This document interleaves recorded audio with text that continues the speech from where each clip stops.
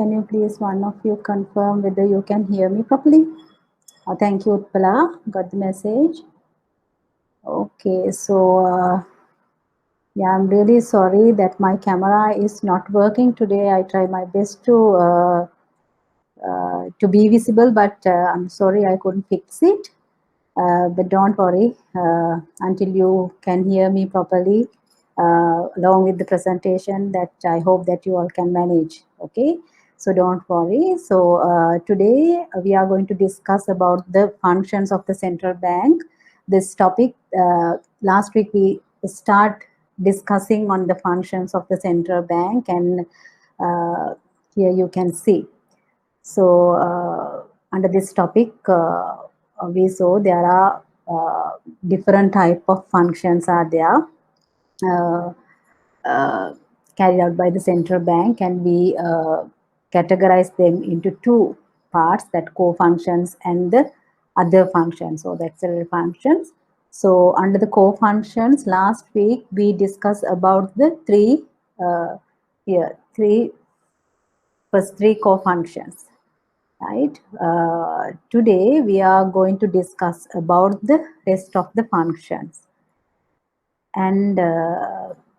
and also there is one thing that I have to give you a clarification on one of the question raised by one of the students in the class regarding one of the policy measure implemented by the Central Bank of Sri Lanka with respect to the uh, foreign exchange earnings. So he asked me why the central bank implemented a rule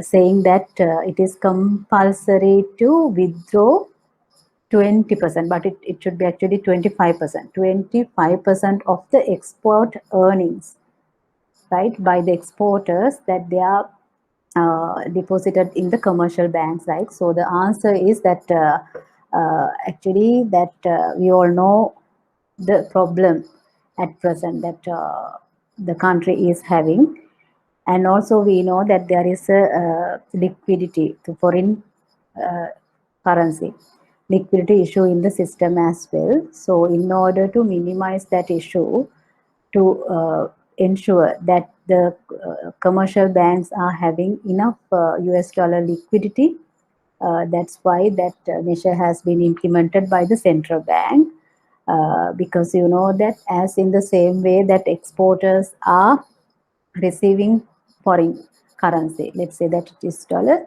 the same way that when we're going to import that, we need to open LC, and that the commercial banks, actually, you know that last week also I explained you, only the commercial bank is having that permission or the power to facilitate the customers by giving the facilities relating to the foreign exchange, right? So that by their offshore banking units, so that the commercial banks, that they need to have enough liquidity, the US dollar liquidity, to perform their activities.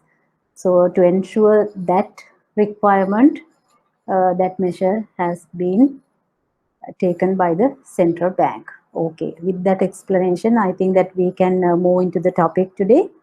So we are going to start with the fourth core function of the Central Bank of Sri Lanka. Okay, so let's see what is it. It is about macroprudential surveillance, right? As a part of the mandate of the financial system stability, right? The central bank is undertake this function.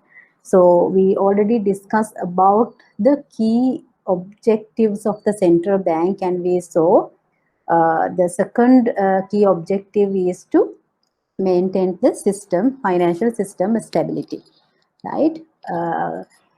Under that objective, the central bank undertakes surveillance and oversight of the entire financial system.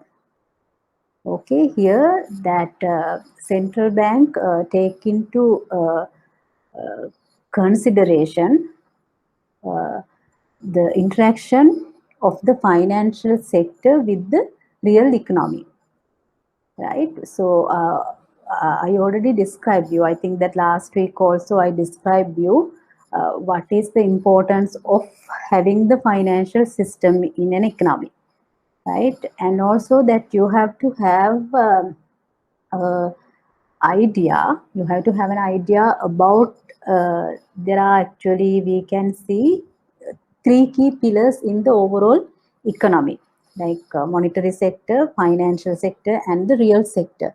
So all these sectors in the real sector, again, that we can see different subsectors are there, right? But these all sectors are uh, working together, right, with having a very close relationship among them to perform the uh, ultimate objectives of a country.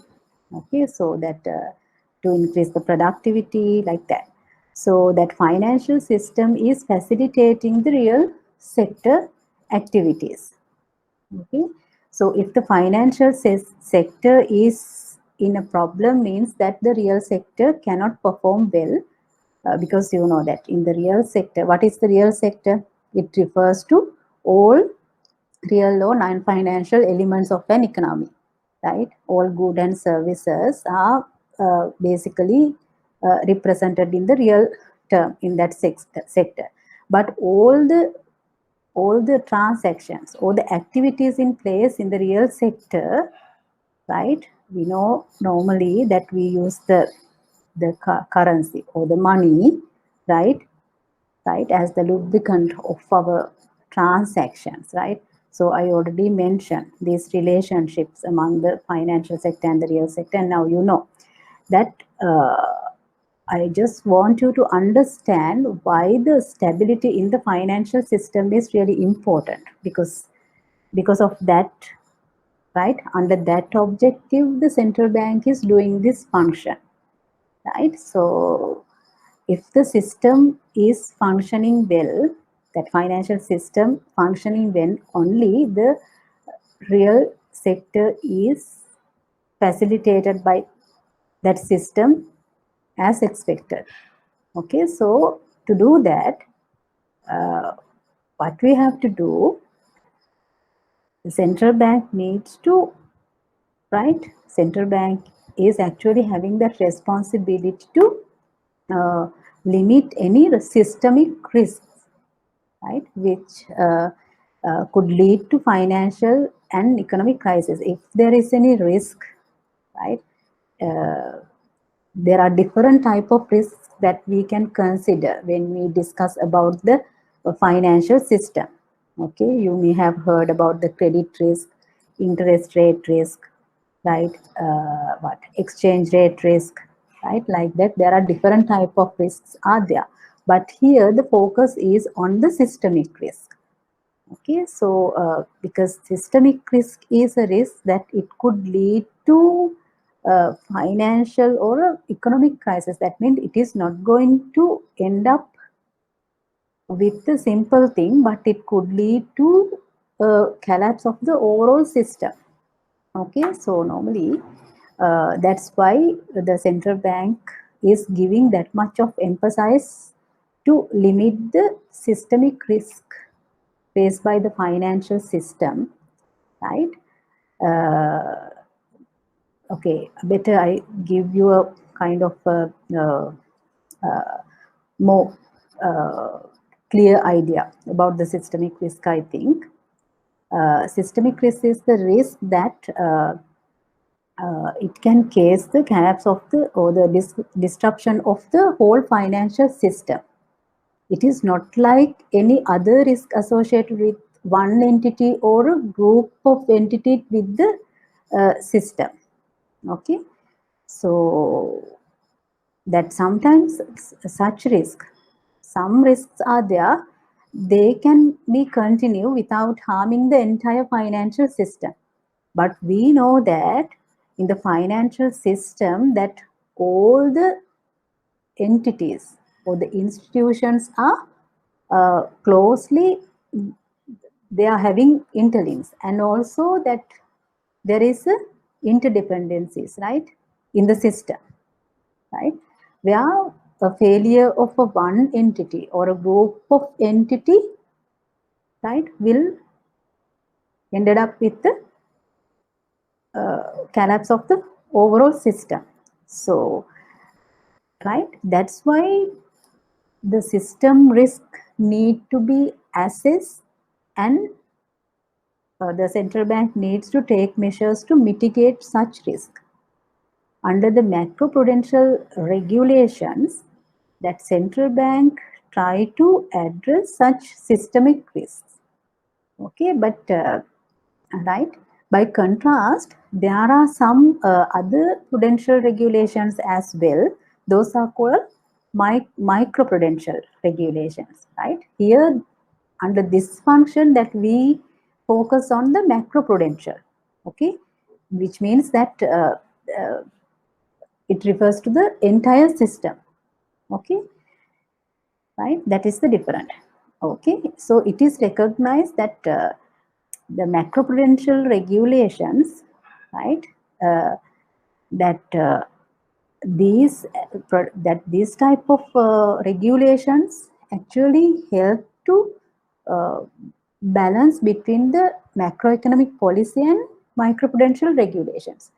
By conducting, right, by conducting the microprudential regulations, that central bank can mitigate some type of risks uh, in the financial system. But here, macroprudential surveillance means that it is relating to the overall entire system, and also that it fills the gap between the macroeconomic policy aspects as well. That's why it is very, very important. And the main role that the central bank has to play under this macroprudential policy is to control any excessive risk taking by the financial system. Okay, it can be a systemic risk probably. Okay, so if there is such a risk there, widespread risk is there. Okay, this can disturb the entire system, and also serious adverse consequences for the economy at large scale, right? Already, you know, one of the key responsibility of the central bank is to maintain the stability of the financial system. Okay, so there are several quantitative techniques, right? So under this function, that there is a special department established in the central bank as well to conduct different type of analysis using different type of techniques, right? There are several quantitative techniques undertakes by the central bank, right, under this function. Okay, uh, and also there are different type of indicators as well, using different type of analysis that uh, we can make a very comprehensive kind of analysis with some specific indicators. By observing these indicators, right, that central bank can observe if there are any excessive risk exposed by the financial institutions. Okay, here in those analyses, not only the domestic aspects but also global economic aspects are also taken into consideration, right? Not only about the financial sector factors but also the real sector. There are different aspects are there that central bank has to focus on in the microprudential policy analysis, right? So that the real, as an example, that real sector is there, the financial markets are there. Under the financial markets, last week also I told you, I think that there are different type of sub markets are there, right? Money market is there, bond market is there, foreign exchange market is there, equity market is there, right? These are the financial markets, and also the real estates, and also some commodity markets as well. The gold is there, some other precious metals are there, and also other all financial institutions and all corporate sector, right? Likewise, that there are that the analytical framework, right, is very broad. So there are different uh, macroprudential indicators are also there. So it is a very comprehensive process under this function. Now you can understand, right? When we are going to discuss about the activities of the central bank, again we are going to see in detail what type of indicators are using, like that we are going to discuss. But here the objective of this section is to give you the overall idea about the functions of the central bank. But in order to meet the ultimate objectives of the central bank, right, by doing this function, that we are going to look into the departmental level activities of the central bank as well in later part of our lesson, so that you will see, and also we can discuss in detail, right? And also that while discussing those, that we are going to consider about the recent policy measures as well. Probably the in the question paper we can see, in the past papers also you can see time to time that it has that they have questioned about the recent policy measures. At the time that we are going to discuss this function in activity level, that I will explain you some of such recent measures as well, then you will get the overall idea. Okay, so this is the overall idea about that. And also that we can see there are here that I have mentioned some type of analysis uh, carry out under this function. Network analysis is one of such analysis which is used to identify interconnectedness and risk concentrations among financial institutions. And the other one is the stress testing. It is used to address the resilience of the financial institutions. Okay, so that anyhow, that we can have an early warning indicator system. Okay, so that we no need to just wait and see if something happens, but before that, by using data and doing comprehensive analysis, that we can foresee the risk, if there are any risk, possible risk is there. So basically, as I told you, under the macroprudential surveillance, that the focus is to limit the systemic risk. So that there are different type of macroprudential indicators are there. So those indicators are like early warning signals. So we can identify potential risks and also any vulnerabilities to the financial system.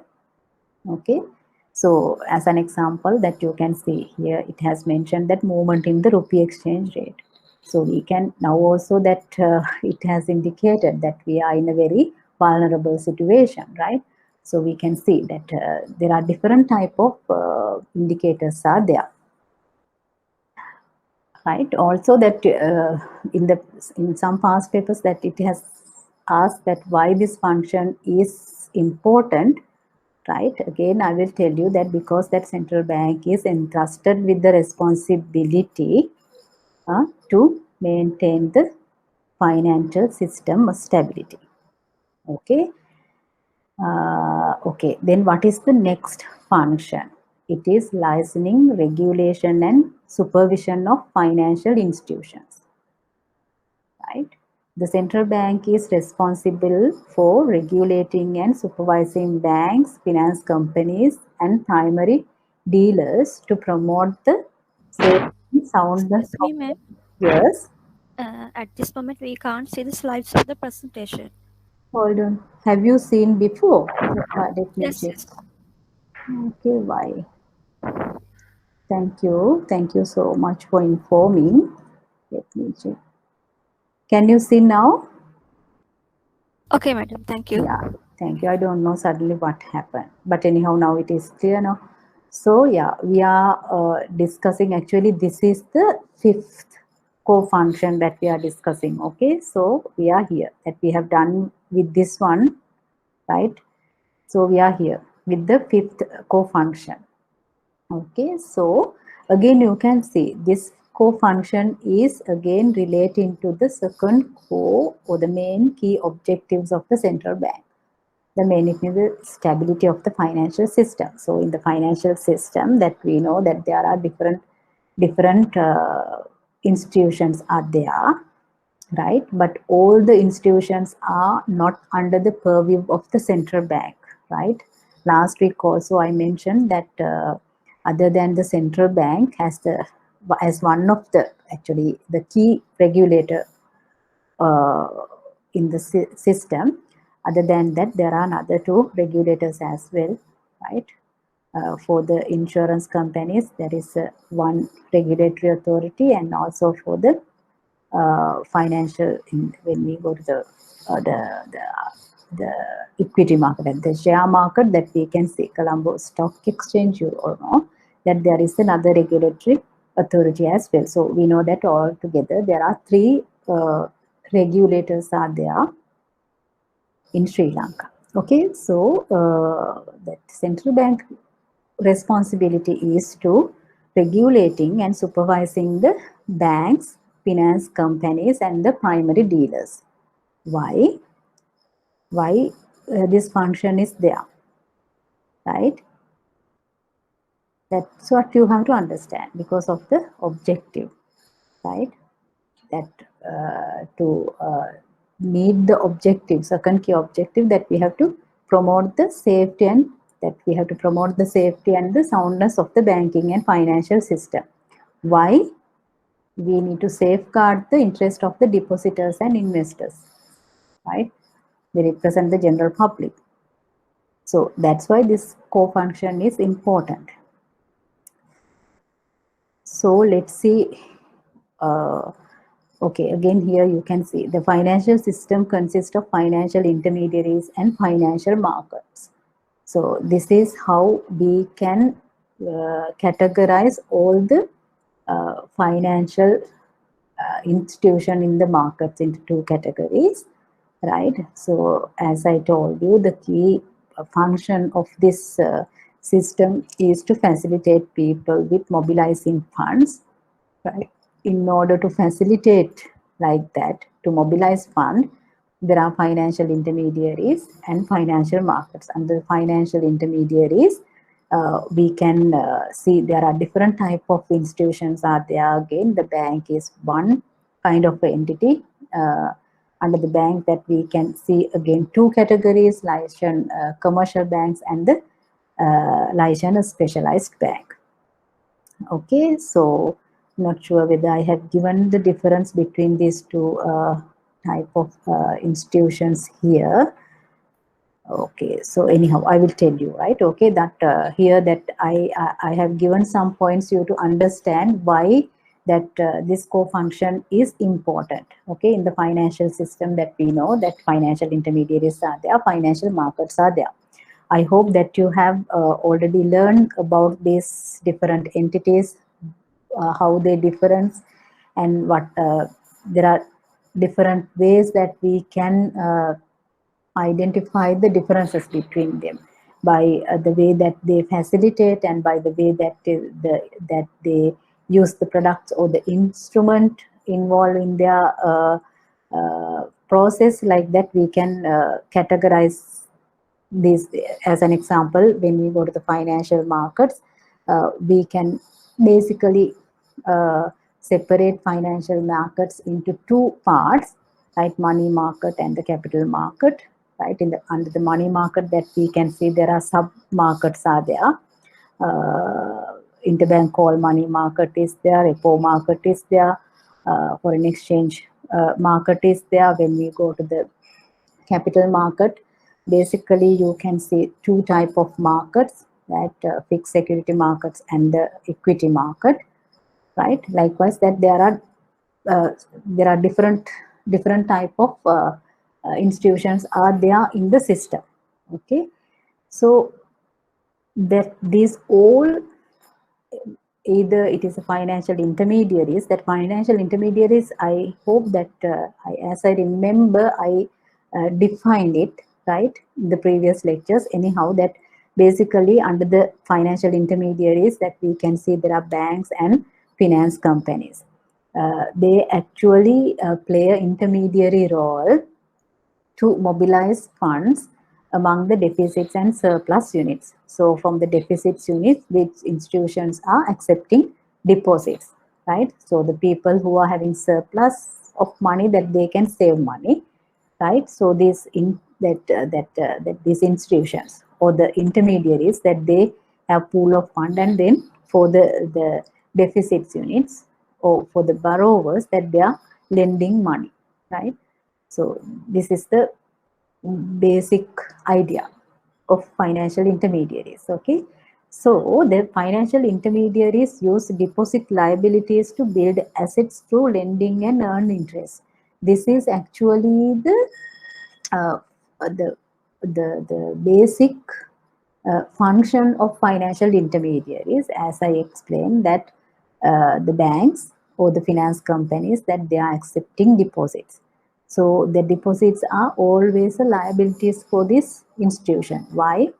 Because they have to repay or give back the money when the savers demand for them. Okay, so that it is a liability, right? But using this deposit, what the banks are doing, that they are not just going to keep them idle, right? Why? That it is again a business, so that they are going to lend. They are lending to the deficits units, so that you know that the what is the uh, cost of involving these transactions for the, that it is actually the interest rate, right? I define it as well in the last week, so you know that.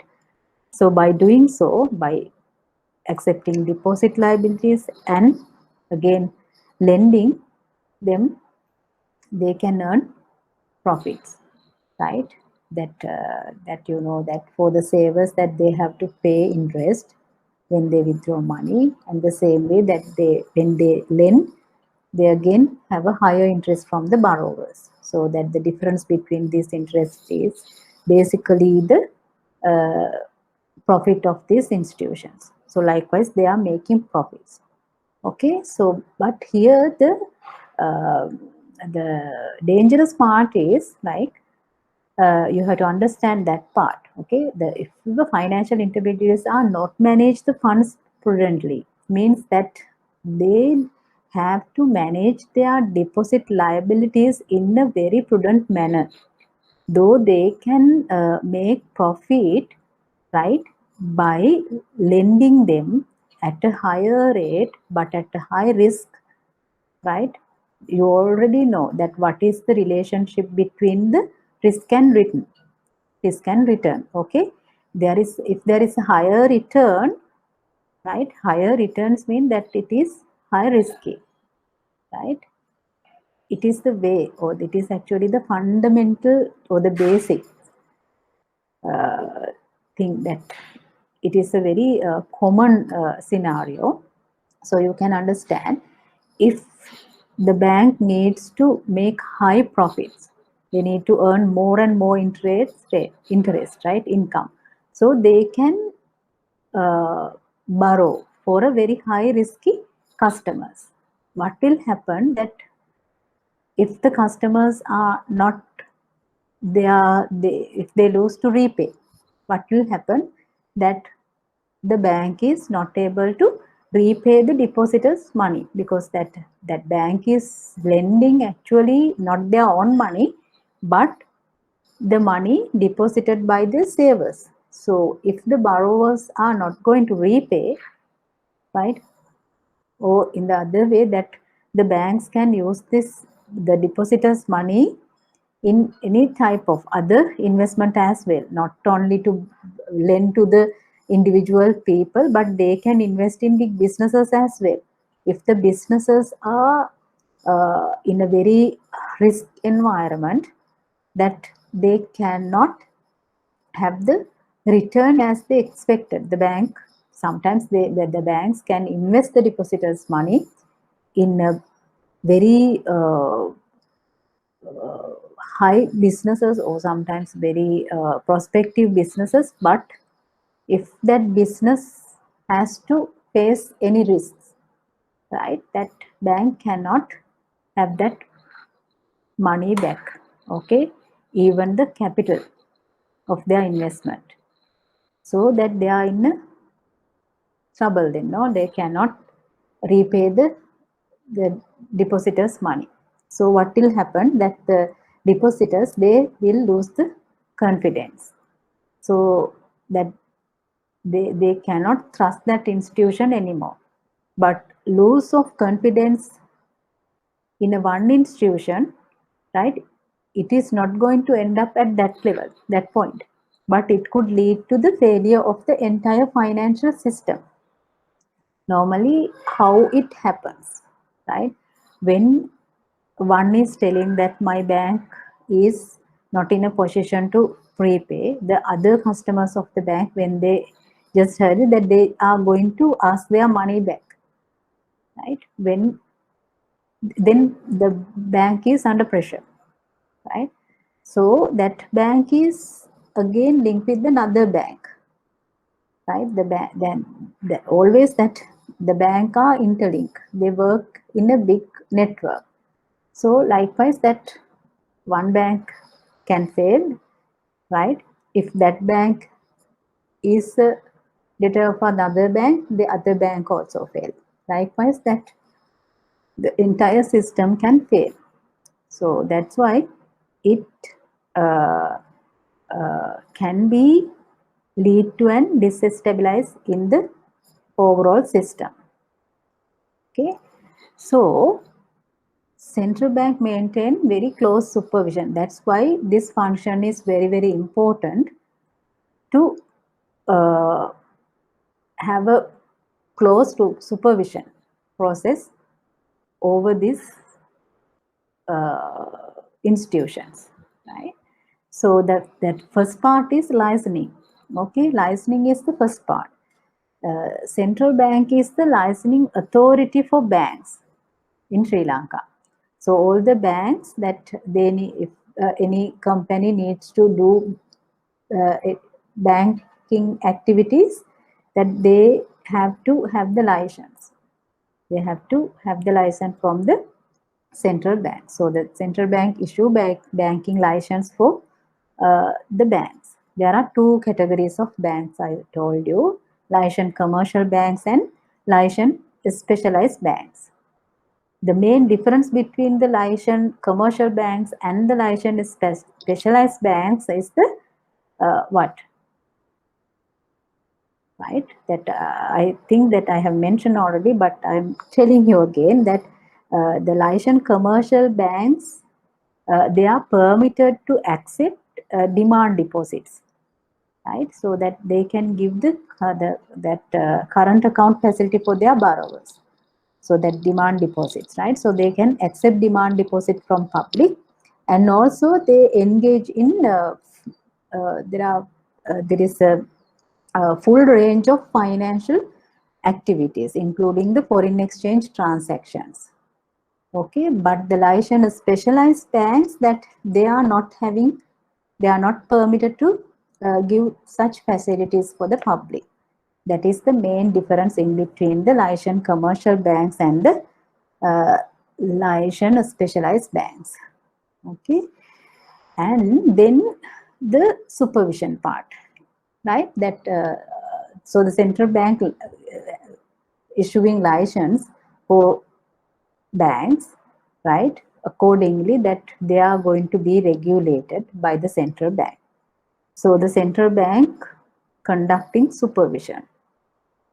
Okay, so that the supervision of banks it is actually based on the internationally accepted and standard bank supervision framework. It is set out by the Basel Committee, okay, which is called the Basel Committee. That committee is established to uh,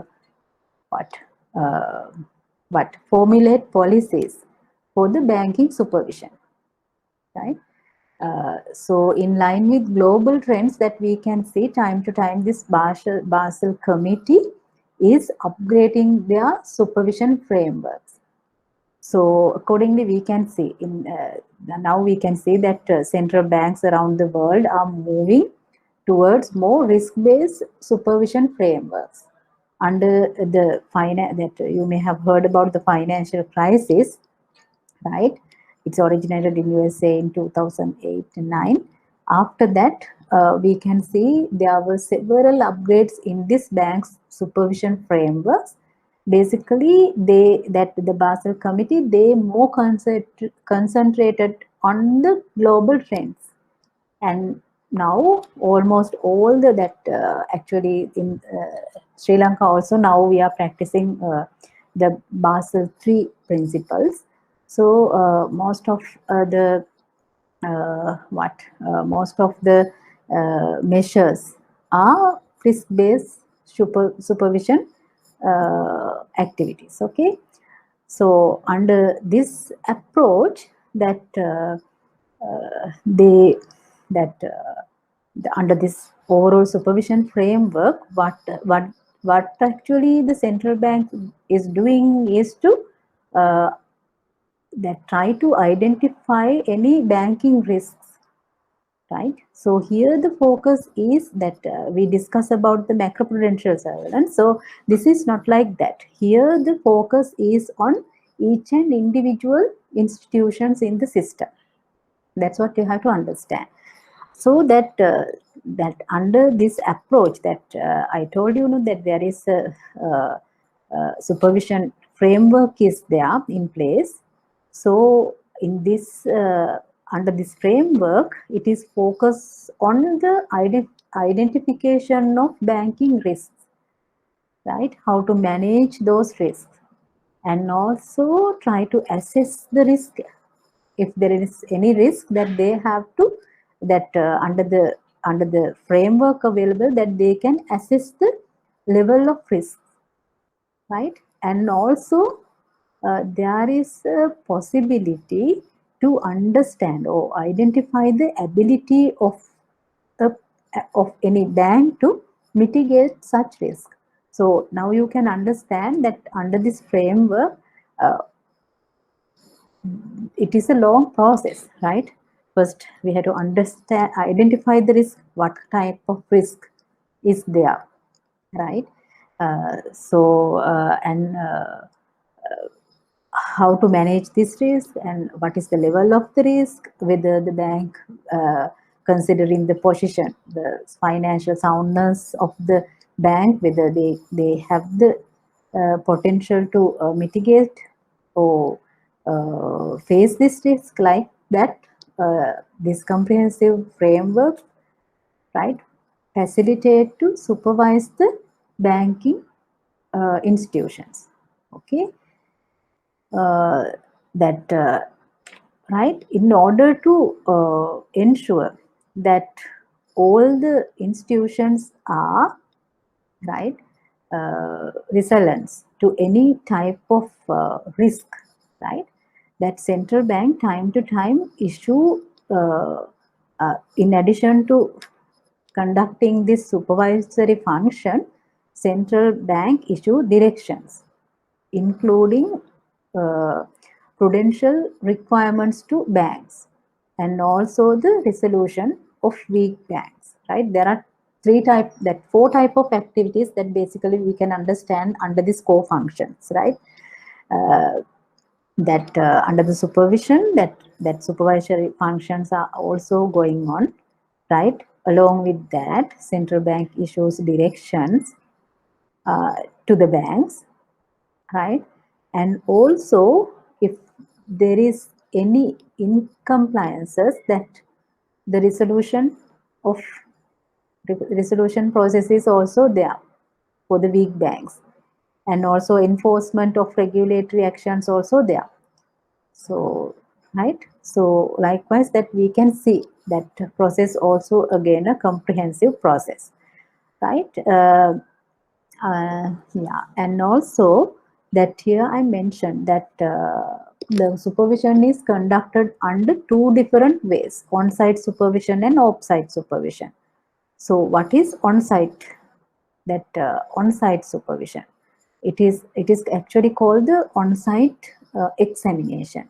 Okay, so let's see what is the off-site supervision or the monitoring, right? It is actually a continuous process where the bank's operations are daily basis, that they are under supervision or monitoring, right? So that it is continuously happening. But that on-site examinations are conducted periodically, that not every day, right? So the central bank, central bank has a panel of experts to do on-site examination. They physically visit the bank, meeting with the bank managers, and there is a close cooperation with the managers, so that inspect all the activities of the banks, right, and their system and everything. And also that we can see there is a cooperation with the external auditors of these banks as well. So likewise, the activities of the institutions are closely supervised by the central bank. Right? There are two ways of supervising. Remember, it is on-site monitoring and periodic on-site examination. Right? So anyhow, that you have to understand again, this functions is linked with what is the key objective. The key objective is to ensure financial system stability. Okay, so I think, okay, before that, I have to mention about the other institutions as well, not only the bank. Central bank monitor uh, some other institutions as well. Okay, and I better mention you some of the prudential requirements, right, under the supervision as well, right. That if there are bankers here in the group, that you may have more familiar with these terms, right. That there are different several number of prudential requirements are there, central bank impose, right, by issuing regulations or the guidelines and circulars. Central banks informs the banks to comply with these prudential requirements, like the capital adequacy requirement is there, liquidity levels are there, and some risk management measures are there, and also the asset quality, and also that it has given that limitation for the provision of non-performing loans. Likewise, that it is again a very comprehensive framework, okay, under the supervision part. Okay, so yeah, worth to mention that I'm not sure whether you aware about how many banking institutions are there in Sri Lanka, right? Normally, that in the question paper that we can't see that there is no such simple questions like how many commercial banks are there, like. But when you are going to construct your answer, that you can mention and convince the examiner by putting the numbers there, with like that. When you are going to if there is a chance you to describe about the bank supervision function, that you can simply explain that there are this much of commercial banks are there, licensed banks are there, like, so that you can show or convince the examiner, I think. Okay, so at the end of 2020, there were 24 licensed commercial banks in Sri Lanka, and also 6 licensed specialized banks are there. Okay, so yeah, and also that all these banks are carry out their operations under the Banking Act number 30 of 1988. Banking Act number 30 of 1988.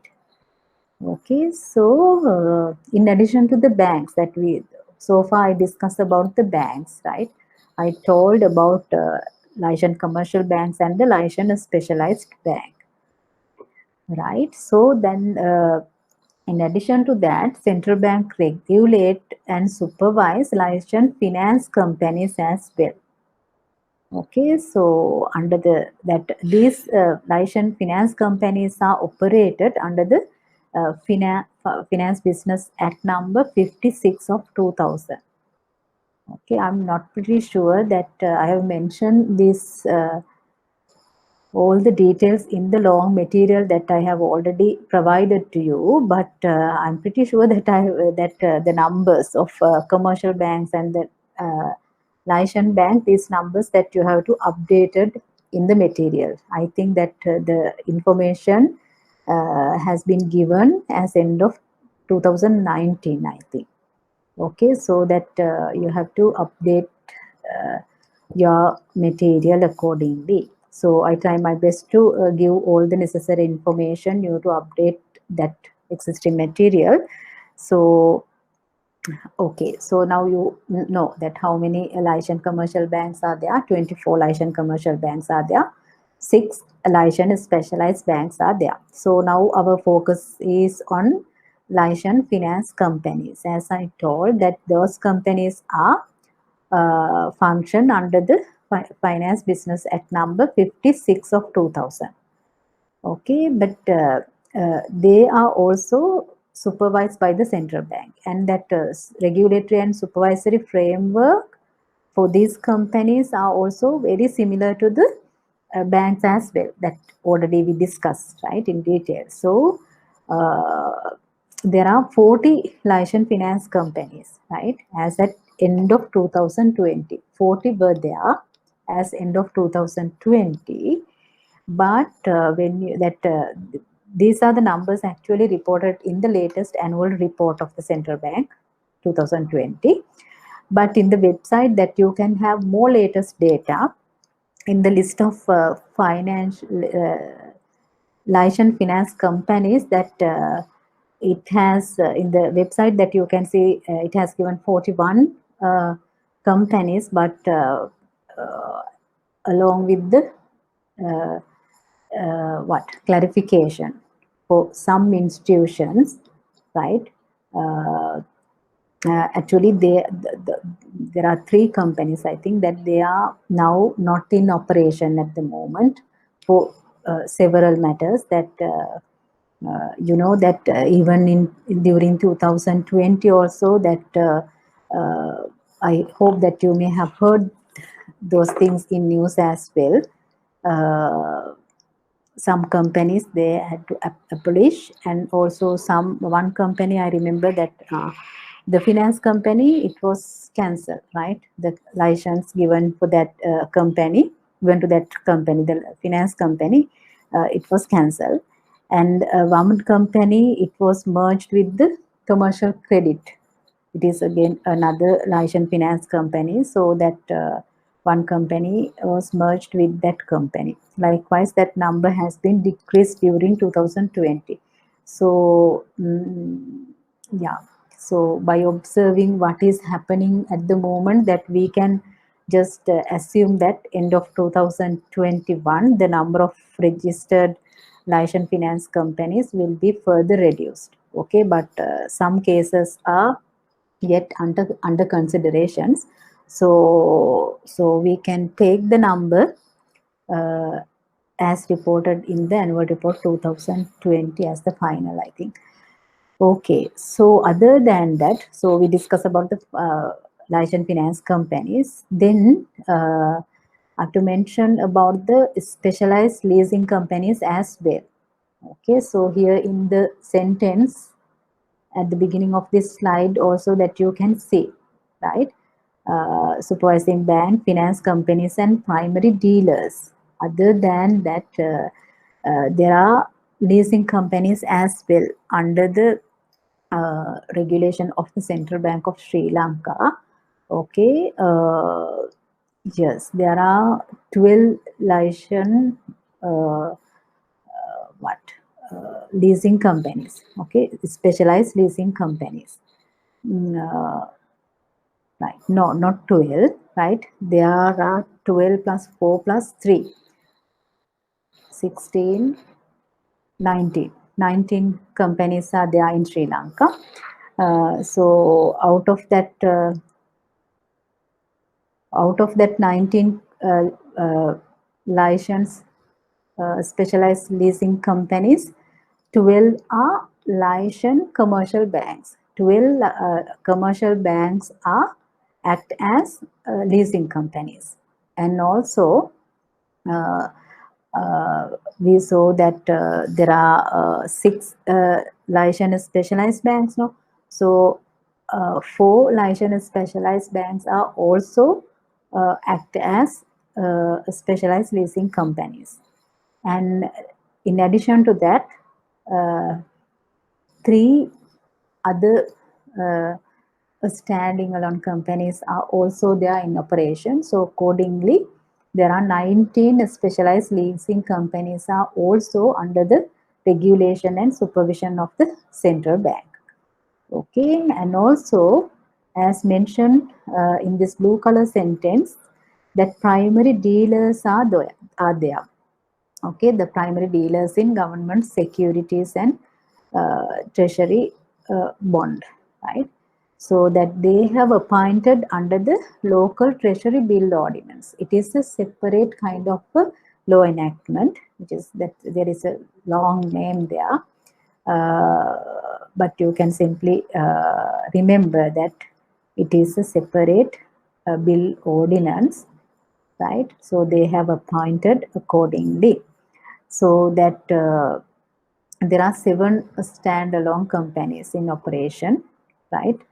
And central bank issued license for these primary dealers as well, appointed that they given the authority for them to act as primary dealers. Okay. So, and also there is another category. Okay, it is the microfinance companies. Okay, central bank has issued license to 4 microfinance companies under the Microfinance Act.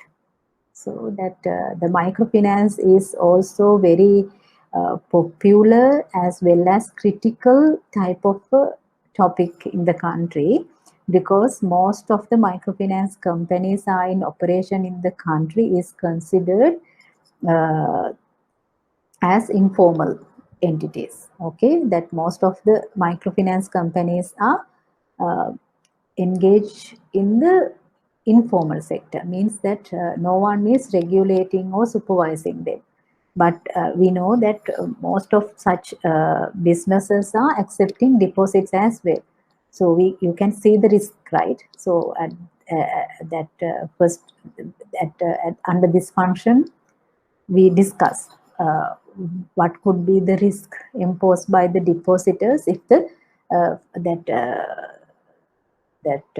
financial institution is not going to manage their funds prudently. So there are number of financial institutions are there operate in Sri Lanka without having any proper supervision or under any regulation, right? So that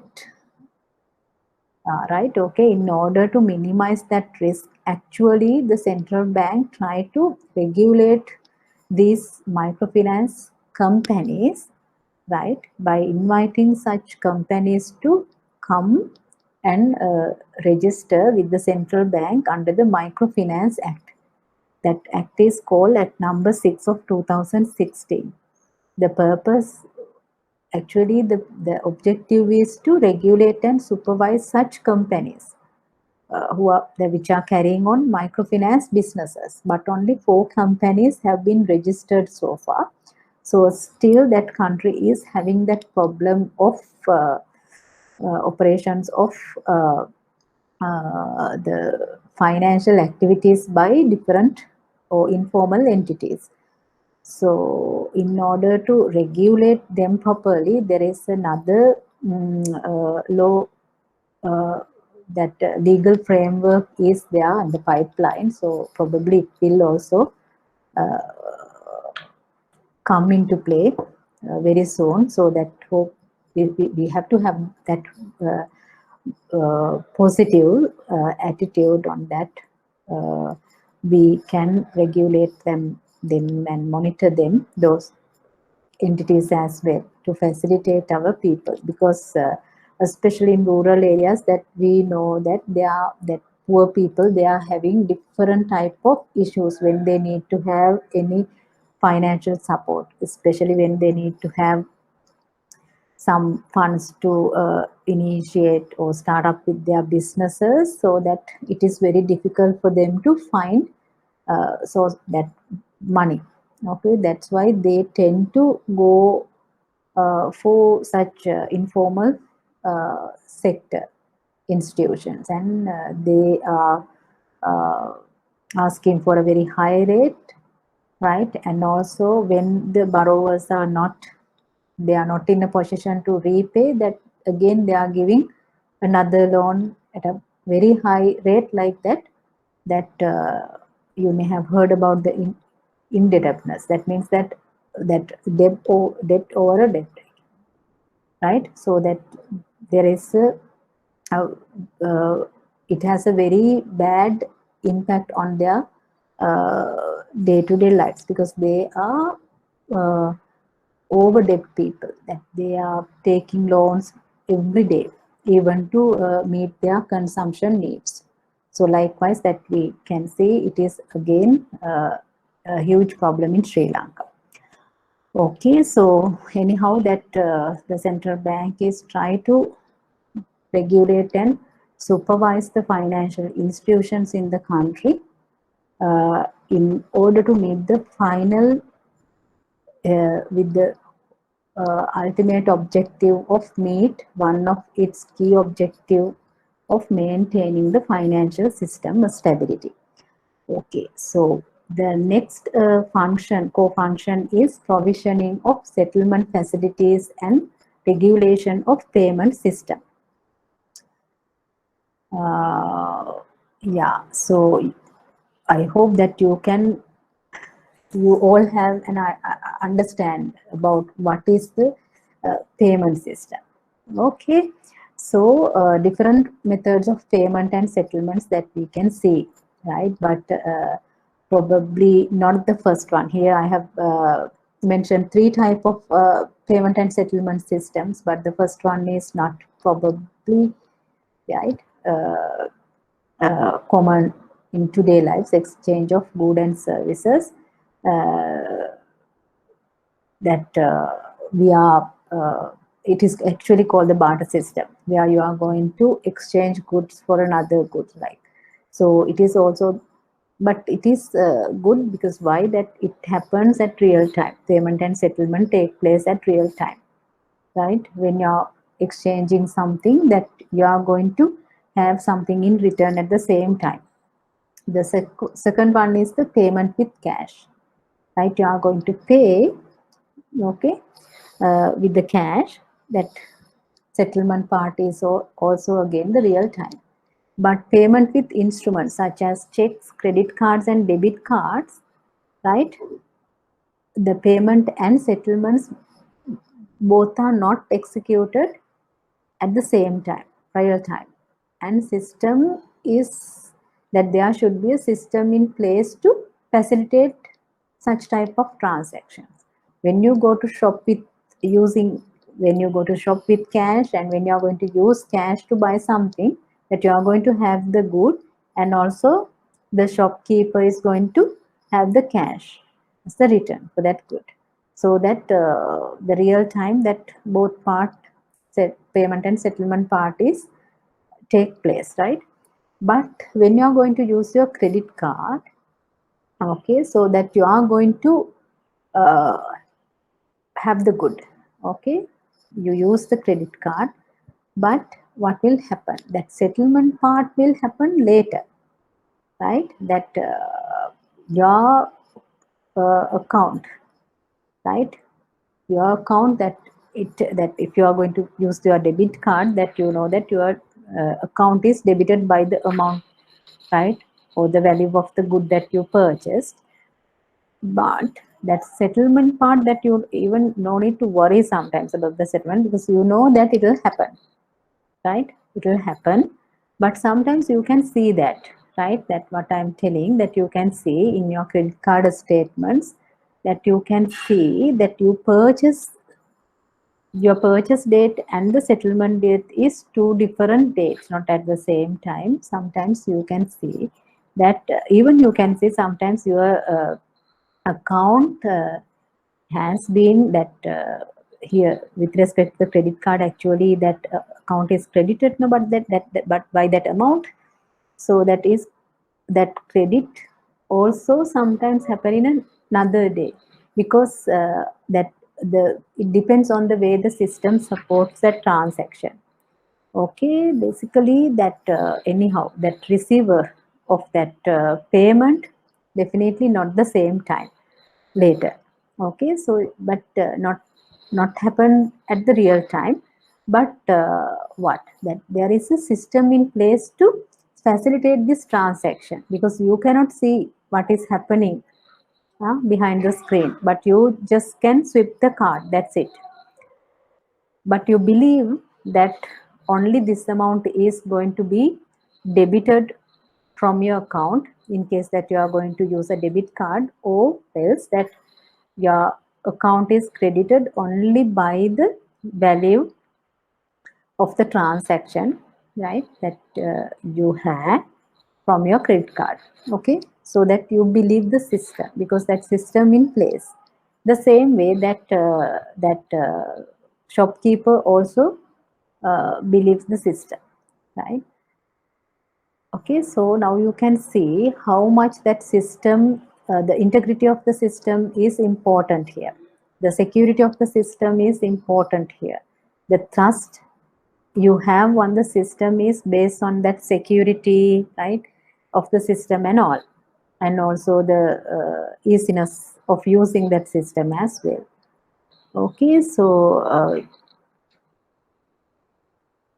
so that and the same time that you have to understand, so if such a system is functioning well, right, it's secure, it actually gives a very secure payment and settlement system, and it is again very important, right, to have a stable financial system again. Okay, so that central bank actually uh, is again responsible for that as well, right? In terms of the Payment and Settlement System Act, right, the central bank is authorized to regulate and supervise the payment and settlement system, including the clearing system as well. So that that again it is another responsibility given to central bank and to regulate and supervise the payment and settlement system. Okay, so here you can see that in the modern world of sophisticated economic and financial integration, most of the payment and settlements take place through different type of payment and settlements. Okay, so system should be trustworthy for people to use them. We saw how much it is important at the time of pandemic, right? So because of the restrictions over the over mobility, that we cannot go outside, but we could do all the transactions using e-banking, mobile banking. There were different type of apps, and also some networks were there, right? Networks are there in place now to facilitate our transactions. Okay, so it is really really important, but at the same time that those systems should be trustworthy. If people believe those system only, they are going to use, or otherwise that people are not going to use. Even now we can see some especially the elderly people, that they hesitate to use debit card or a credit card, even the debit cards, that they think that it will not give the amount of money that they are uh, requesting from the that machine, or if the money will not come out, what will happen, whether the money is going to stuck in the middle of the process, after their account has been debited, that uh, that machine, ATM machine, will not give money to them. Like that, they are having different type of doubts, right? Still some people are like that. Even some people are not willing to operate apps and all that, e-banking apps and all, because they think that someone else can hack the system and take their money out, like. But here we know that the possibility is very minimal because of that security is in place, right? So that's why it says that system should be trustworthy for people to use them, and they are vulnerable to different shortcomings, that we know that that's what as the regulatory authority of the payment and settlement system, the central bank has to think of. Okay, unprotected and unregulated system could be used for forge and similar illegal activities, right? We sometimes, you also may have heard about several incidents happening around the world, right? Like that, some illegal activities happen using unsecured systems. Collapse in payment and settlement system could destabilize the entire financial system with severe economic and social repercussions. So again, that you can see the link between the financial system and the payment and settlement system. So that payment and settlement is like the infrastructure. Okay, it is actually the platform that it facilitates the financial system to function smoothly, right? It that payment and settlement system enables the financial system to be more efficient and function very effectively, right? So it is kind of an infrastructure, instead of having the normal road network, having a highway, it is like that. Okay, if you can just use the cash, okay, without having any digital platform or anything, right?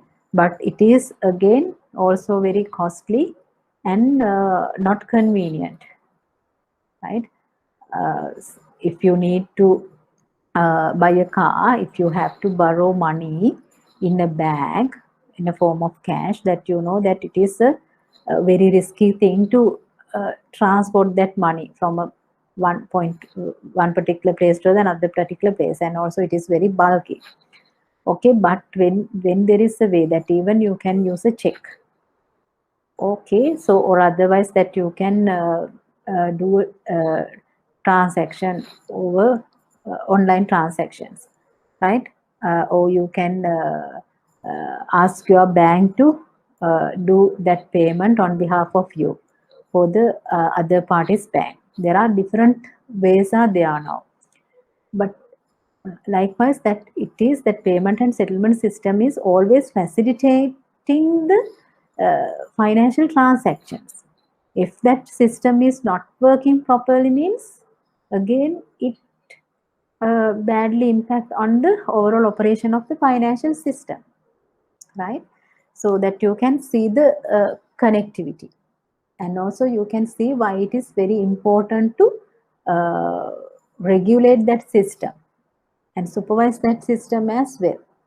Not only the financial institution, but also that platform, okay, or that infrastructure facilities in the financial system as well.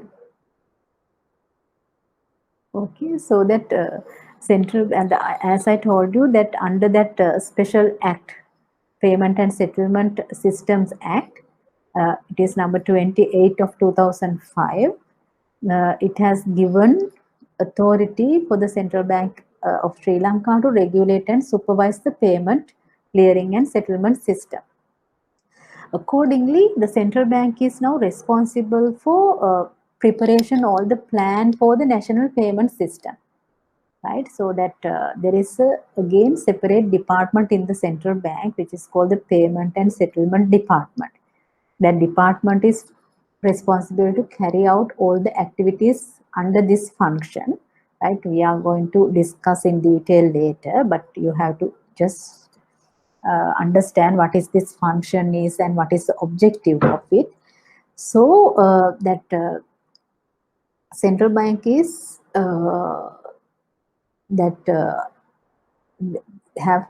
central bank has to prepare the plan for the national payment system, right?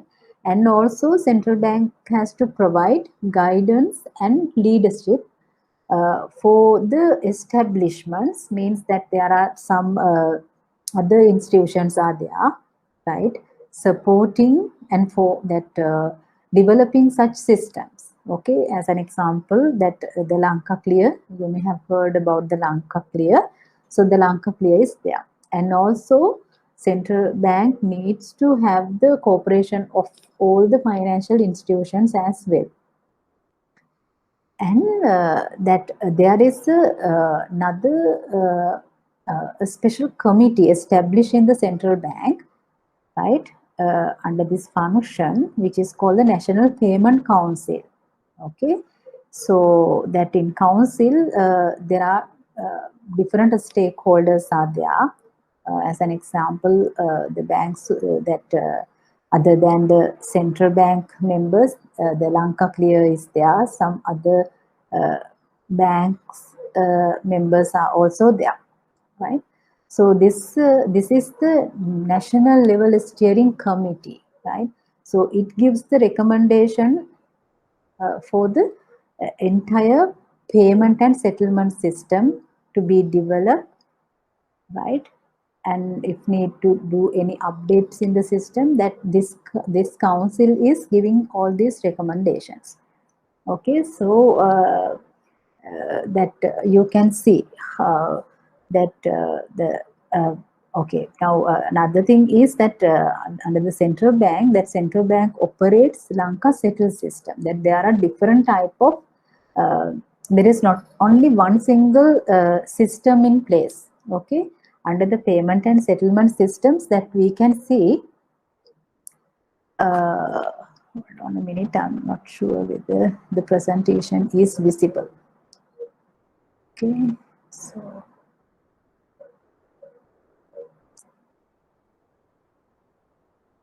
I think that presentation is not visible. Can you all see the presentation now? Can you all see the presentation? Yes, madam. Okay, so that I just wanted to mention about that. Okay, thank you. About that not only one system in place. Okay, there are different type of system are in place for different type of transaction. As an example, the central bank operates the Lanka settle system. In the long material that I have I've been provided, you can see that different type of systems are there in place. Okay, so that there it is very sometimes it is very technical type of terminologies that we have to use, right, with respect to this function. But I hope that you can understand. I try my best to you know, to give a very simple type of clarification in this regard in the material that you can see. under the Lanka settlement system, there are basically two type of subsystems are there: real-time gross settlement system and Lanka secure system. So these systems, right, facilitates for different type of transaction. As an example, RTGS, it is a very common system and very well known system for most of us, a real-time gross settlement system that as defined by the name of it, that payment and settlement, it happens at the same time, that real time. Okay, so that system facilitates for different type of transaction. And the Lanka secure system, again under the Lanka secure system, there are several sub systems are there. These all systems has been developed to facilitate different type of transactions happen during among the different financial entities in the system. Okay, so that central bank regulates and provide, especially they provide settlement facilities for the retail payments and also clearing systems operated by the Lanka Clear. Okay, so that we can see that with the Lanka Clear and the central bank, they are having a very close collaboration in this respect. Okay, so with the technical innovations that we can see, the system, payment and settlement system is rapidly developing, and there are different elements that we can see in the recent past. As an example, very recently that in Sri Lanka also, that we saw that mobile payment and QR code based payments are even the central bank also promoted, right? So at the same time, central bank introduced guideline to ensure that such payments are carried out in a secure manner. So likewise, that we can see under this function also, central bank has a very wide range of activities. Okay, so at the time that we are going to discuss about the activities of the payment and settlement department, that you will see some more details on this. Okay, so the next one is provision of settlement facilities and the regulation of the payment. That here also, that I think here I have given some information about such systems in place, right? Yeah, the payment council, that I have mentioned that. Okay, so that the next core function is the issue of currency note and coins. Okay, so already that we discussed about the currency notes and coins, that central bank actually is the central bank has the sole authority to issue currency notes and coins. That authority has been given by the Monetary Law Act. Okay, so that currency notes and coins are called the legal tender in Sri Lanka, which means that you can use that currency, coins and notes to do any payments, okay, of any amount, right? And there is no maximum limit imposed by that Monetary Law Act for the central bank to issue currency, right, currency notes or coin, that there is no maximum limit imposed by the law. But the issue of currency is basically based on the transaction demand of currency, right? That we know why we need money to do our transaction. So basically, based on the demand, the transaction demand for money only, that there is a special method the central bank is using to estimate the currency requirement, right? The base one of the I simply explain you that the one of the basic indicator used here is the GDP growth.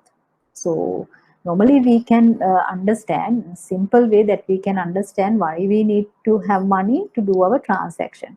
So what we actually buy, the goods and services. What are the goods and services? The goods and services available in the market. So it is actually represent the GDP, right? That GDP is the, what is GDP? It is the physical amount of goods and services produced by the country now. So that we have to just base on that. If that, basically we know that people can increase their income by producing more. So if a nation can increase more and more GDP, that if the nation can increase the GDP growth, only that national income is increasing. When the national income increase means what? That people's the purchasing power of the people also increase now. So likewise, that we can say basically the demand for money is based on that. And also that we have to think of any external shocks that we have to meet, right? Like that. And likewise, that in addition to that, normally when central bank estimate the currency requirement for a particular period, right?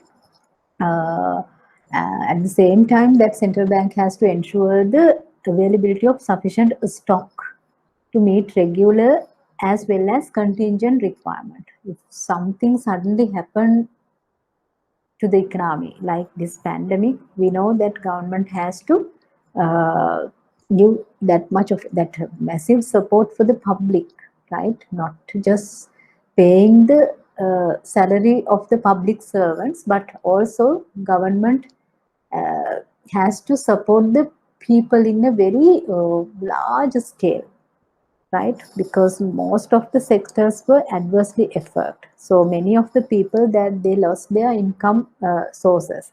So likewise, that in such situation, that some additional amount of money should be a stock in order to face any contingent requirement or any shocks, okay?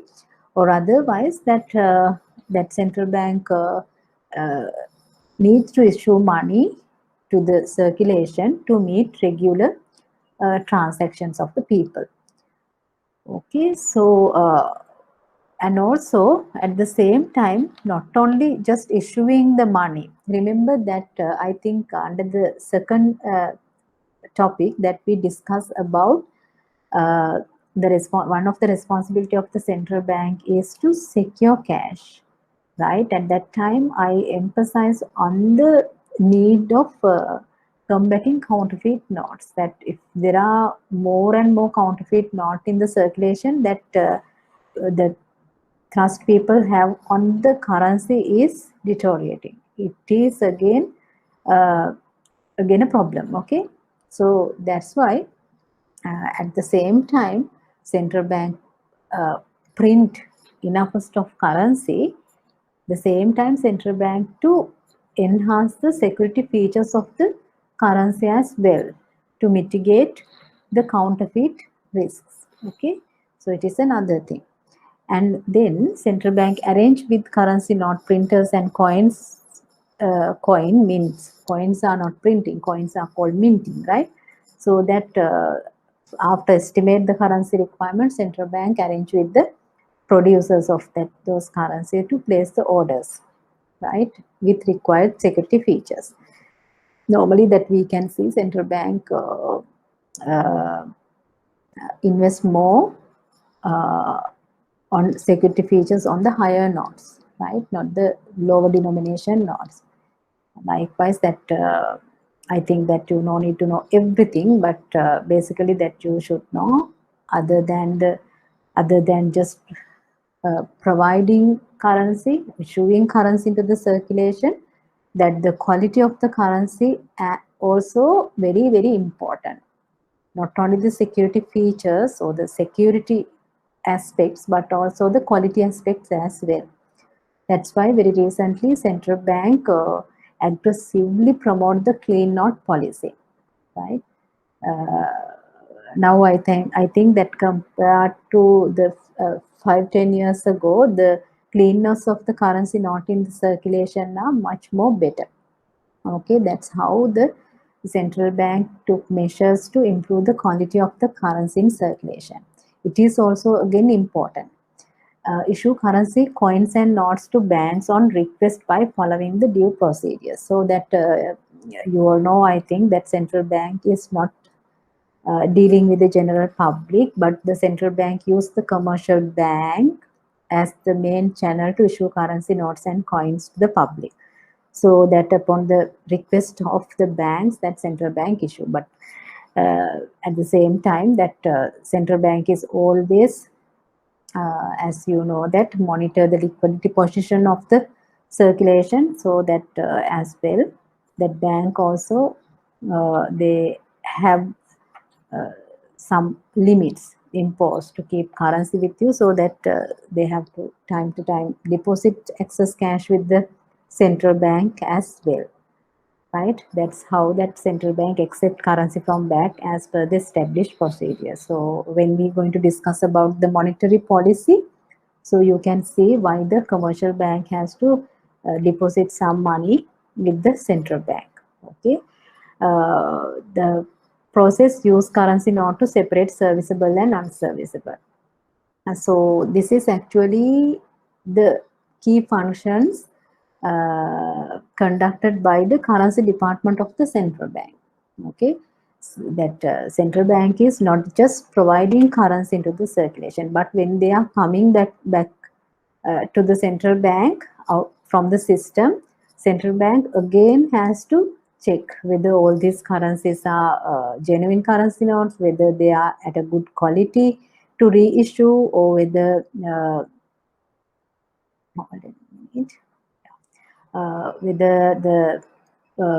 whether there are any bad quality notes, very untidy notes are there, that central bank has to destroy them. Okay, for them, for such unserviceable notes, central bank again has to issue good quality or the new notes. Okay, remove unserviceable currency note from circulation and destroy. It is the one of the other function. And also, as I told you, that central bank make aware the people regarding currency handling practices as well.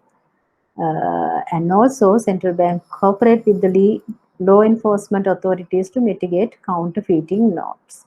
So there is a special unit in the CID to engage in any such counterfeiting efforts, right? They take measures against them. And also, central bank issue commemorative coins and not to make events or personalities of the national importance. It is also one of the functions central bank is doing under this function of issue of currency notes and coins. And the next is that next core function is the compilation and dissemination of economic data and statistics. It is also one of the very very important functions of the central bank. As you know, that already I think I mentioned in the class that central bank has a role to play as the economic advisor and policy maker. Okay, economic advisor especially to the government, and also central bank is supporting policy making measures of the government as well. Central bank is per se a policy maker. Why? To support the macroeconomic stability of the country, to ensure sustainable growth. Okay, so under that role, what the central bank is doing? So central bank has to collect economic and financial data from primary and secondary sources. Okay, so sometimes directly from the field, those are the primary data, but sometimes that secondary sources means that some other entities are also providing data at the request of the central bank. Okay, and what the central bank is doing with data and information, that central bank is compiling those data and doing analytical studies. Okay, and why? To study how the economy is performing. Okay, so there are different dimensions. That data is sometimes from the real sector, business entities.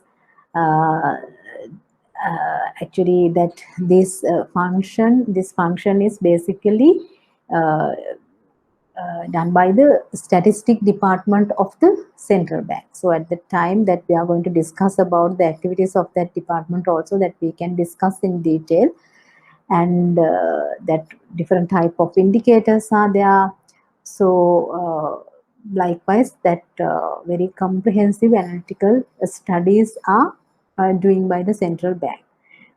Okay, so time to time that central, you can go and see the official website of the central bank. Under the publication column, that you can see a, variety of publications are there by the central bank. Okay, time to time that central bank publish new publications. Analytical type of ones are there, statistical data reporting as also there. So with different time dimensions, right? That annual report is annually.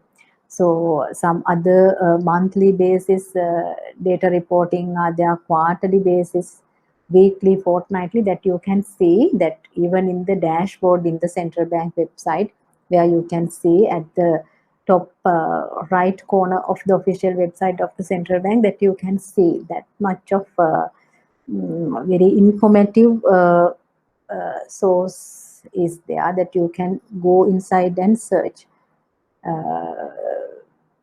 Nicely presented, all the analytical reports are there. Okay, and based on those all analytical type of studies, that central bank can make projections, right? These projections are really needed, right, in terms of taking decisions for the future, right? So normally we know that how we are going to analyze data, so that we analyze data and we can see how that something has been changed over time, and also based on that we can project, that we can see the trend of such data has been behaved. So based on that we can do projections for the recent future. Okay, so likewise based on that we can make policies. So right, so even that central bank is not going to make policy decision, but central bank has to sometimes support the government to make the government decisions. Okay, so that's how that central bank provide economic advice to the government based on the funding findings on the performance of the economy, right? That's why this data collection, compilation and analysis part is really important. So this that central bank provide economic and financial data. Not only that, central bank provide economic and financial data to domestic and international agencies such as the International Monetary Fund, World Bank, under agreed agreements and on request. So that we are having very close relationship with these financial international financial agencies. So not only us, but all the almost all the nations around the world are the members of these alliances. So that as per the agreements, or sometimes based on the any supports that we have obtained from these organizations, that we have to time report our status, economic status of the country. So for that purpose also, this data compilation work is really important. Okay, so that the next one is the banker and financial advisor to the government. As the banker to the government, the central bank maintains the accounts of and provides banking facilities to government departments, department agencies, government institutions, and certain statutory boards. Right? So not only just providing fund supports, okay, so that in addition to that, there is a key role the central bank has to play as the advisor to the government, okay. So and also the banker to the government, that there is a separate department called, that is the domestic operations department. In that department, that the government's different type of government accounts are there operated by that department, okay. And also central bank provides provisional advances to the government. So what is that provisional advances to the government? Okay, so in terms of the uh, Section 89 of the Monetary Law Act, right? This requirement also has been given to the central bank by the Monetary Law Act, Section 89 of the Monetary Law Act, that central bank has to provide provisional advances to the government free of charge. Okay, so it is a free of charge advance, okay, but there is a limit. It is not unlimited type of fund transfers, okay. There is a limit which is a ceiling of 10% of the estimated total revenue of the government in the given fiscal year. That means that for a particular period, uh, let's say that by the budget estimate of the government, that it estimate this much will be the total revenue of the government for a year. Okay, so let's say that it has been identified a particular amount of money as the government total government revenue of the government for a year.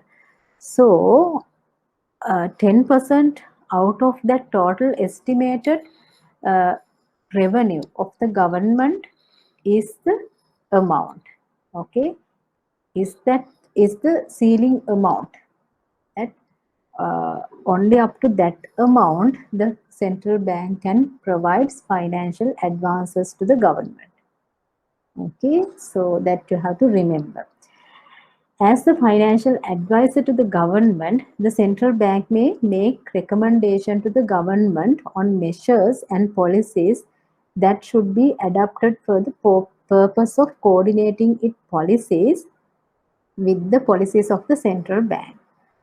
This is also really important. Why? That we know that basically for the overall progress of the economy, right, the central bank is actually conduct the monetary policy, okay. So with respect to the uh, monetary sector of the economy, but most of the policies relate into the real sector, right, which are basically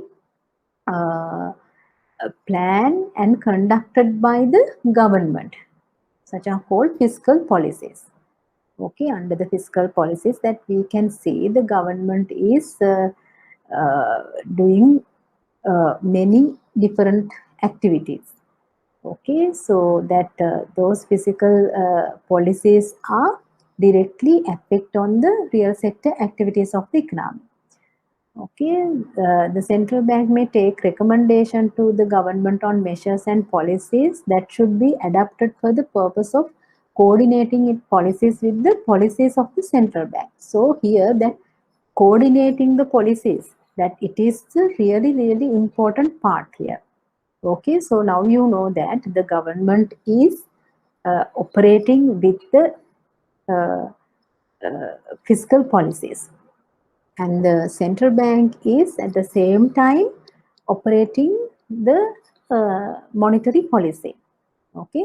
So as an example, let's say that central bank by analyzing the data and information available, as we discussed earlier, that central bank, if that if, okay, this is just an that hypothetical situation. Okay, I'm not explaining any real story. Okay, so let's say that the central bank analyzing the data that predicts that there is a inflationary pressure in the near future.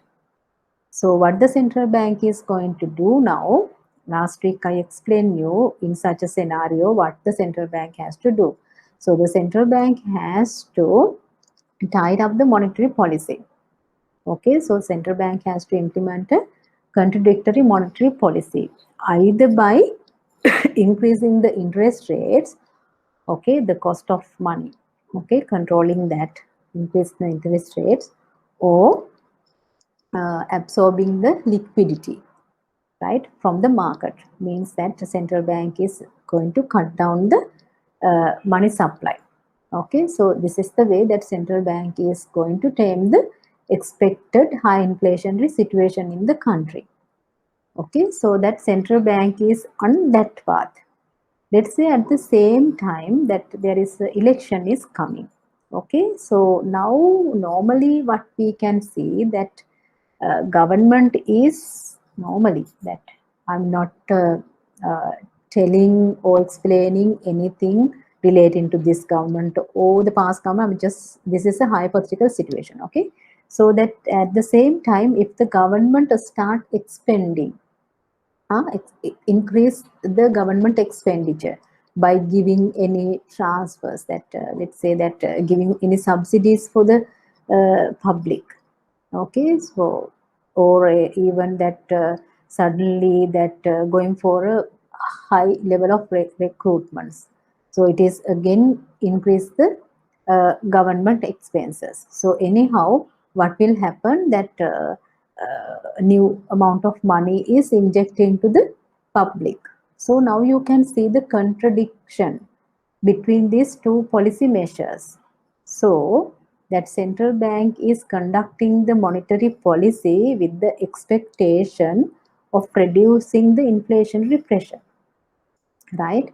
That is the expected effect of conducting that contradictory monetary policy. But at the same time, by the fiscal policy that government has increased the government expenditure, means that it could nullify the uh, ultimate impact of the monetary policy. Okay, so it is just a simple example.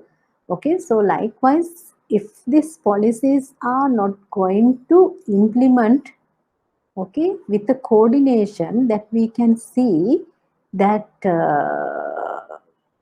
it will impact the overall, adversely impact the overall operations of the economy. So anyhow, that central bank cannot uh, meet its that expectation by conducting the monetary policy, right? Because that there is inflationary pressure, but with that fiscal policy, that it fuels the situation.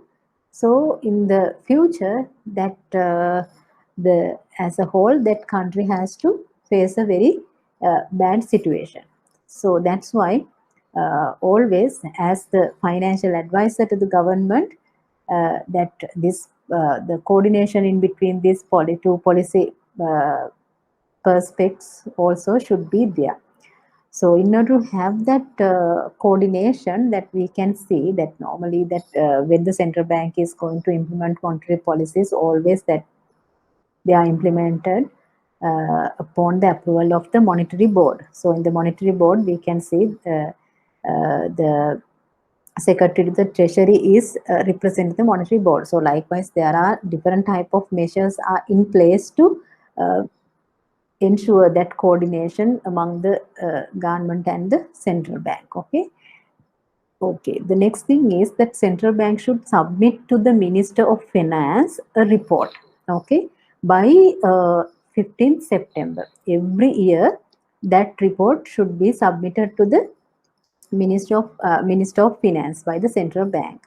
The purpose of that report is to facilitate preparation of the budget speech, so that some kind of budget that recommendations are given by the central bank.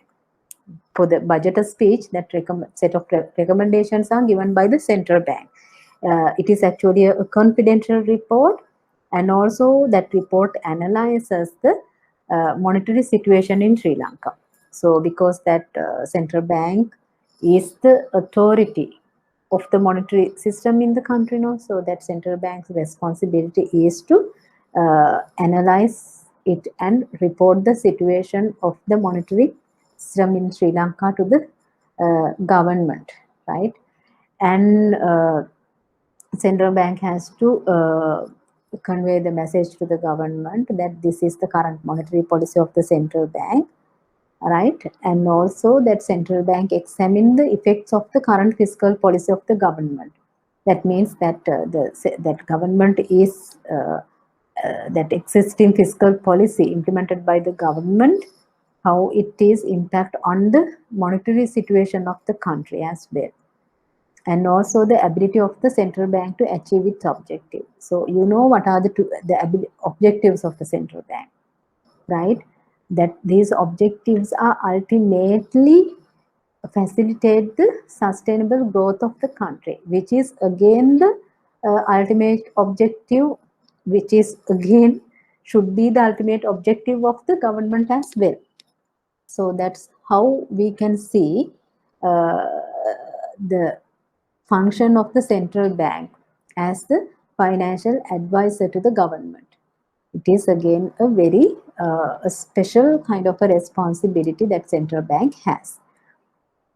Okay, so this is the, I think this is the last one of the core function of the central bank, which is banker to commercial bank.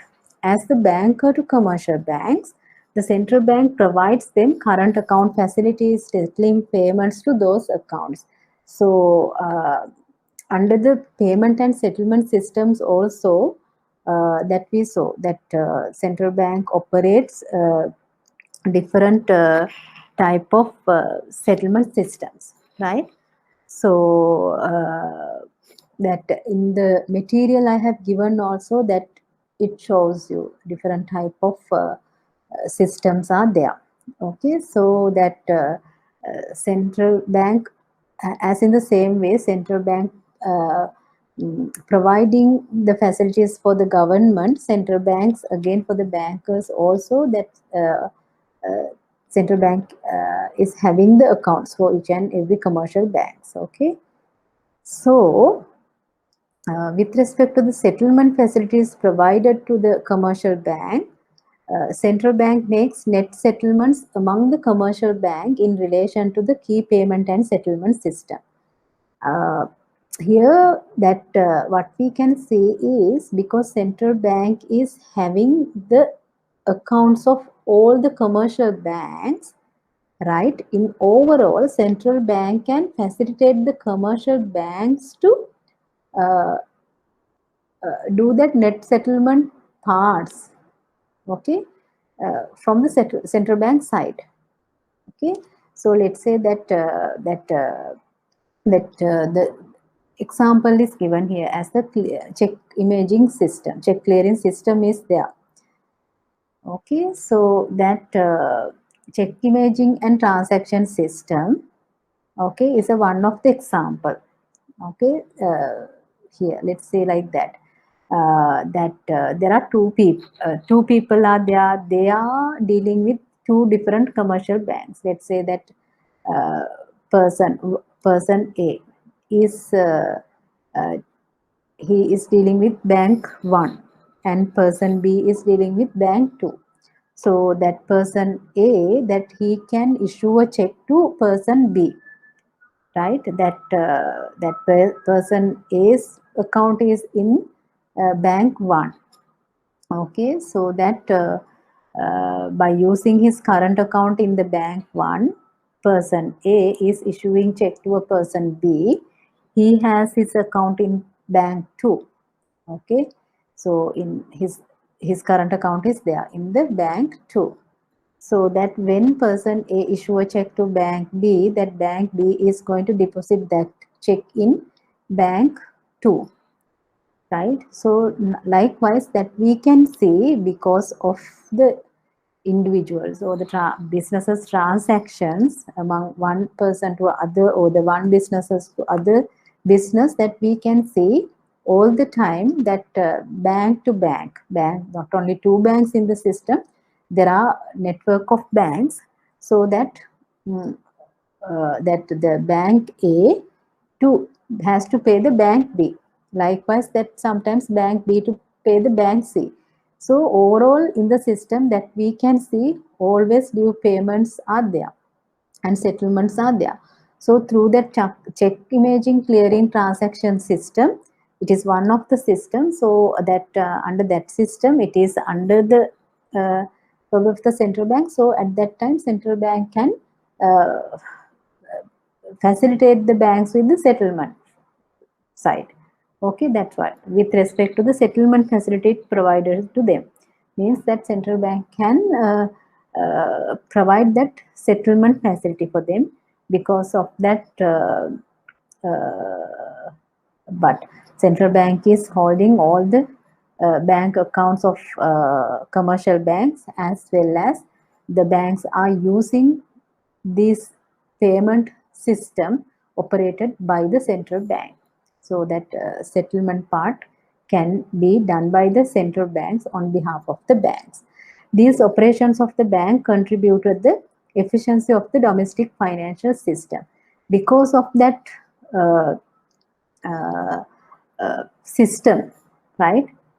Because that central bank is facilitating banks to do this type of transaction among the banks, it's again uh, increase the efficiency of the overall financial system, right? Because one bank is not going to do the transaction individually for the other banks, but as a whole, that system is going to be balanced in overall.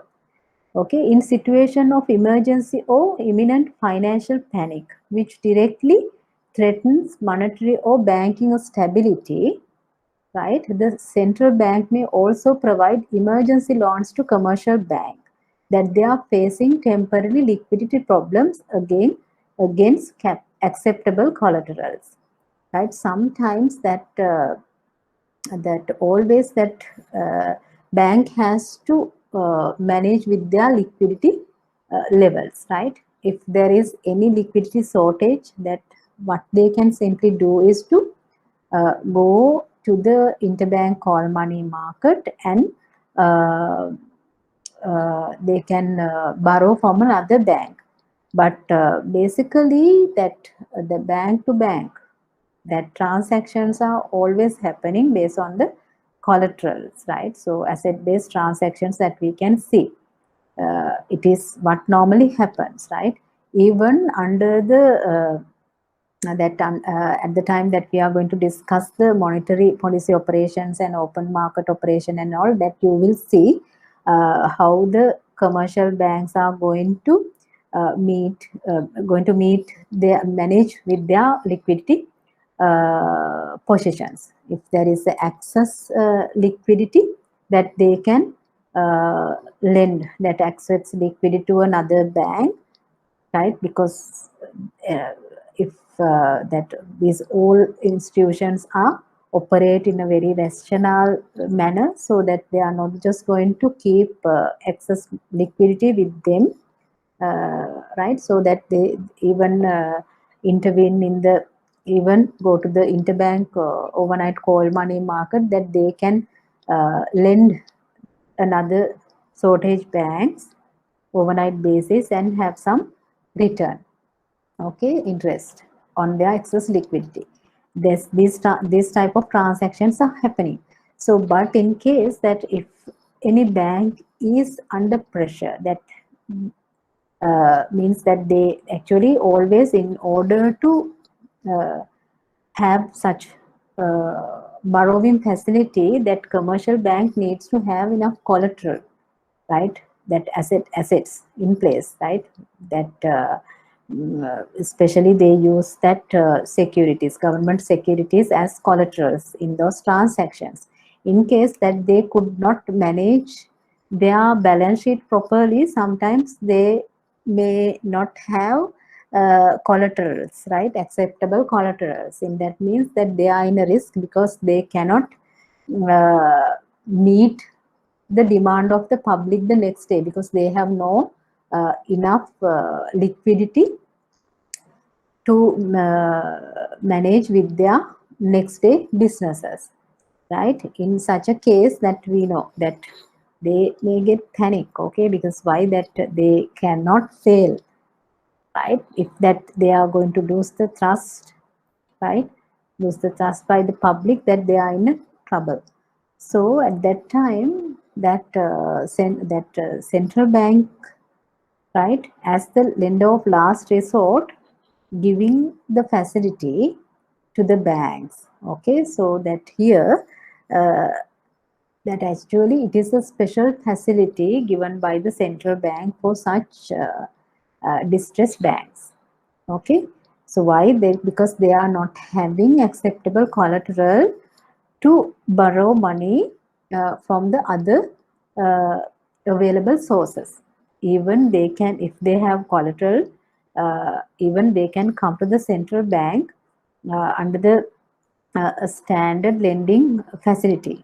Okay, so that we are going to discuss about these facilities under the monetary policy tools. But at the moment, that you have to understand what are the facilities given by the central bank for the commercial bank as to bankers to commercial banks. So this is one of the facility where the